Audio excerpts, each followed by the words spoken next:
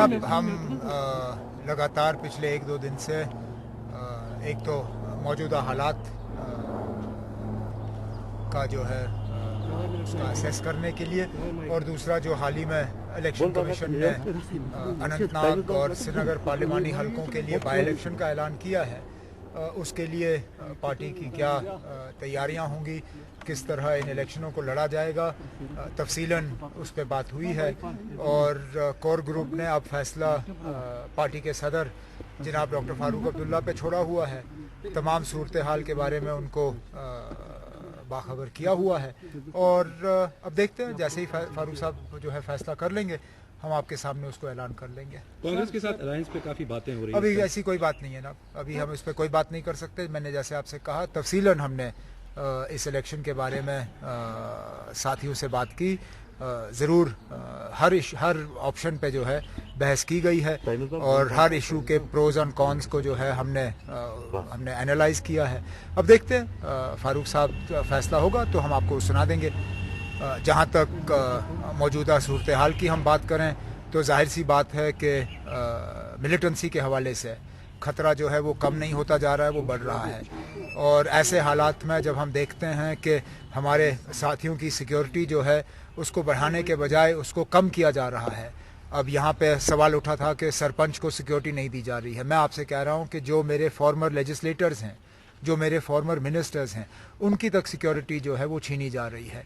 Farmer ministers आज जब अपने इलाके में जाना चाहेंगे तो उन्हें मिन्नतें कर करके जो है सिक्योरिटी दी जाती है। इन हालात में इलेक्शन कमीशन हमसे एक्सपेक्ट करे कि हम इलेक्शन लड़ेंगे, पहले तो इलेक्शन कमीशन को इंश्योर करना होगा कि इलेक्शन के लिए माहौल जो है वो साजगार हो, और उसके साथ साथ इलेक्शन कमीशन को ये भी इंश्योर करना होगा कि जो इस इलेक्शन में हिस्सा लेना चाहे कैंडिडेट के तौर पे या कैंपेनर के तौर पे, उनको पूरी तरह से सिक्योरिटी दी जानी चाहिए। उमर साहब एनकाउंटर साइट्स पे लोकल यूथ जा रहा है, एक तरफ से गोलियां चल रही होती है और दूसरी तरफ से जो लोकल यूथ है वो आर्मी के साथ पथराव में शामिल होती है। आप इस बारे में क्या कहना चाहेंगे? कुछ नहीं ना, ये गवर्नमेंट को इस सिचुएशन को डील करना होगा। ये पिछले 2 साल से लगातार इस तरह की खबरें आ रही हैं कि नौजवान और उस इलाके के लोग जो हैं वो एनकाउंटर साइट्स को डिसरप्ट करने के लिए जा रहे हैं। कोई ना कोई तो तरीका होना चाहिए इन लोगों को समझाने के लिए। इनको धमकी देना जो है वो कामयाब नहीं रहा। आर्मी चीफ ने इनको कहा कि हम आपको एंटी नेशनल के तौर पे ट्रीट करेंगे। उन्होंने शायद ये उम्मीद की थी कि लोग ये सुन के अपने घरों में रहना पसंद करेंगे, लेकिन उनकी इस धमकी के बाद भी शायद उससे ज़्यादा लोग बाहर आना शुरू हो गए। धमकी देने से जो है इस मसले का हल होगा नहीं। मौजूदा हुकूमत को लोगों के जो जज्बात हैं उनको समझने की कोशिश करनी होगी और इन लोगों को अपने तरफ खींचने की कोशिश करनी होगी। वो क्या कदम उठाए जा सकते हैं वो आपको मौजूदा हुकूमत से पूछना है। मतलब आपने एक ट्वीट किया था कि यूपी इलेक्शन के बाद 2024 के लिए तैयारी कर दीजिए। मैंने वो नहीं कहा। मैंने ये कहा कि अगर इसी तरह के हालात रहे, मतलब ये कि अगर हम इन इलेक्शन में जो हमें हार हुई है, अगर इस हार से हम कुछ सीखें ना, तो फिर बेशक हमें 2019 के बजाय 2024 के बारे में सोचना चाहिए। लेकिन मैं पुरुम्मीद हूं कि इस इलेक्शन के नतीजों के बाद हम अपने काम करने के तरीके को बदल देंगे और लोगों के साथ जो अपना राब्ता है उसको बढ़ाएंगे, और उम्मीद करेंगे कि 2019 में हम एक अच्छा एक टफ कॉन्टेस्ट जो है वो बीजेपी के सामने पेश कर पाएंगे।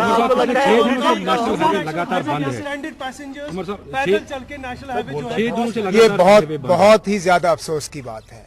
अब हम जानते हैं कि मौसम पे किसी का कंट्रोल नहीं है, लेकिन मौसम के बाद जरूर रास्ते को साफ किया जा सकता है, उसको क्लियर किया जा सकता है।